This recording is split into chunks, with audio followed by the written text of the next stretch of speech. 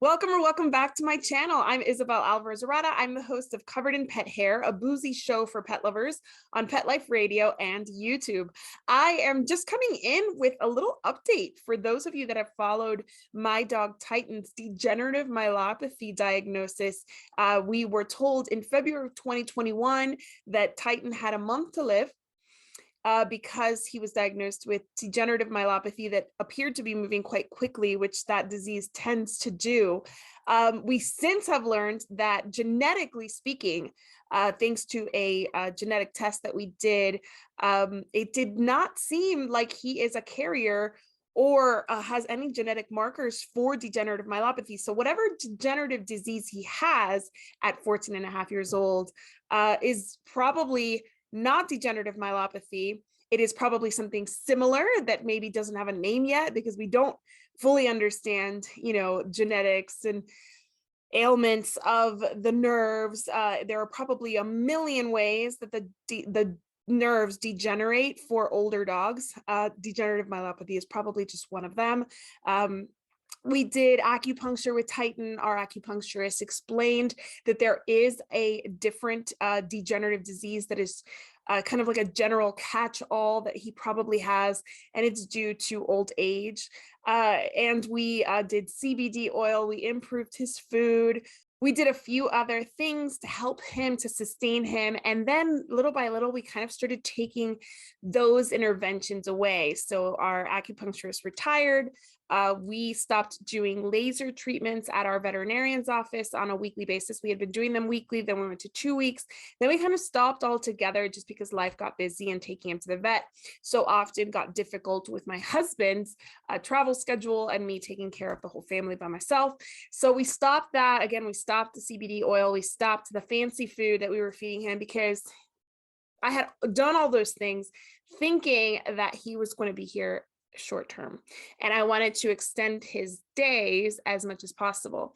Unfortunately, I can't do all the things that I was doing thinking short term in the long term because all these things really add up and the budget was just not there for those things. So we put him on the best food we can afford, which is a kibble, because I don't have time to make him food, unfortunately. We have kept him on gabapentin, which is a pain medicine prescribed by our veterinarian. He is on a low dose. He's actually not on the highest dose he could be, and he's done really well with it. He does not seem like a painful dog, which is probably the only redeeming quality of degenerative myelopathy, is that it's not a painful disease. It's just a devastating disease because usually their bodies give out on them before their spirit and their minds do. So it's really hard to watch dogs go through that. But in his case, he's tolerating the gabapentin very, very well. He's tolerating his food very well. His appetite is exceptional. He still begs my kids for snacks and food all day long. We have to yell at him to stop. He's an old dog. He's going to do what he wants. He knows that I'm not going to do anything about it. So he is misbehaving more than ever in his life. The other day, he bolted out the front door and took himself for a walk while we were heading out of town.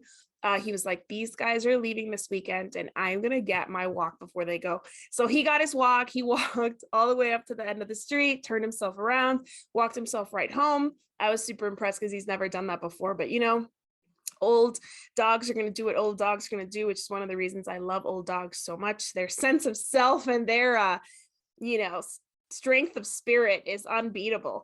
And Titan continues to ask for walks on a daily basis. He can walk. He's not down in the back. A lot of degenerative myelopathy dogs will lose complete control of their hindquarters first. The degenerative myelopathy refers to nerves.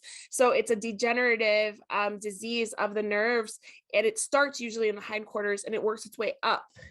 And it does affect internal organs in the process. And usually dogs with degenerative myelopathy don't have a very good prognosis because sometimes, especially in older dogs, the disease can progress really rapidly. In younger dogs that are diagnosed with degenerative myelopathy, they seem to live a little bit longer, but it's still as devastating because it's a younger dog losing all its faculties, which is heartbreaking. But as far as Titan is concerned, he is still kicking it. He is still enjoying life. He is still going for daily walks. He's still begging for food. He still wags his tail. He still wants to cuddle on the couch. We suspect he is pretty much blind. He is quite deaf, but it's selective, as has been his hearing his entire life.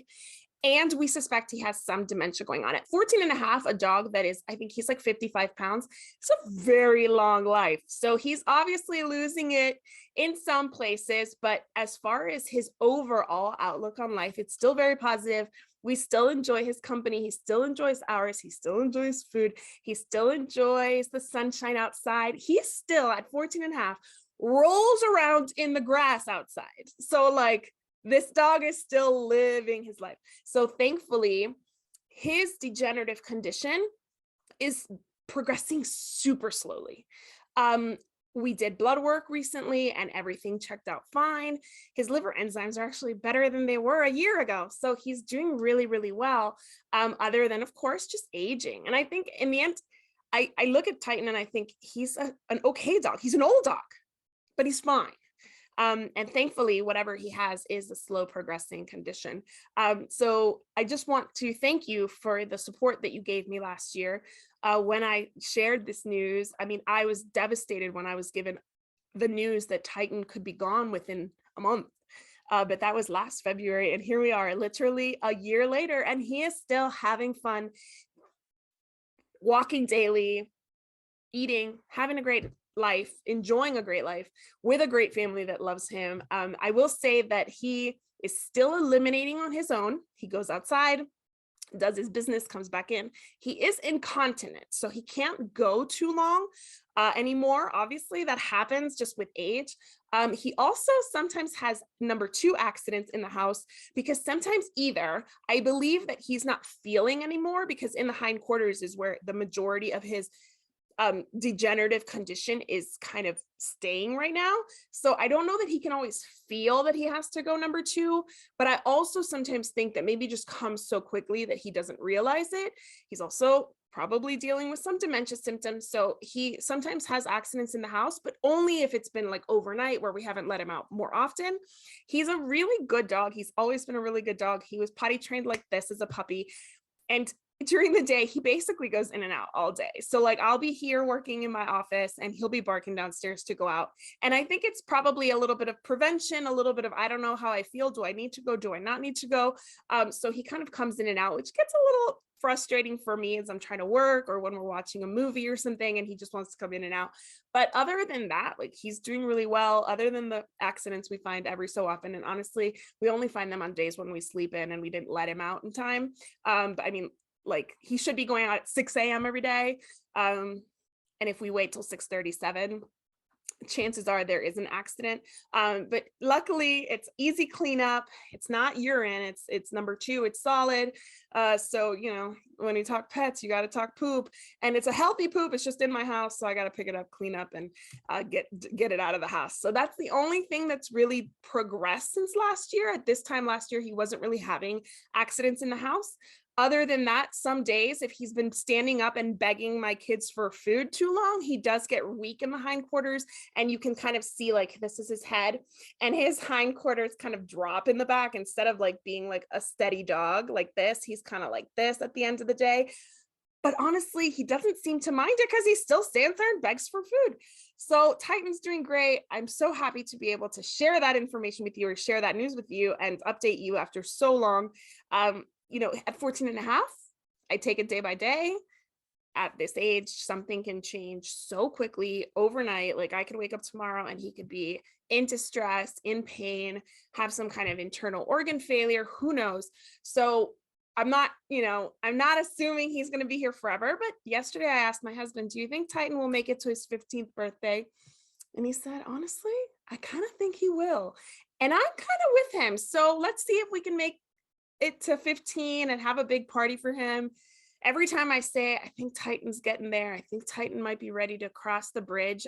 Feel like Titan rallies and he's like, no, I'm good. I'm good. Look at me walking. So I know he's not ready right now, but I always believe in keeping kind of like a close eye on the general energy of the dog and seeing how they're enjoying life and how they're enjoying interacting with other creatures in their lives and the environment, and he's still enjoying all of it. So as far as I'm concerned, Titan's here to stay.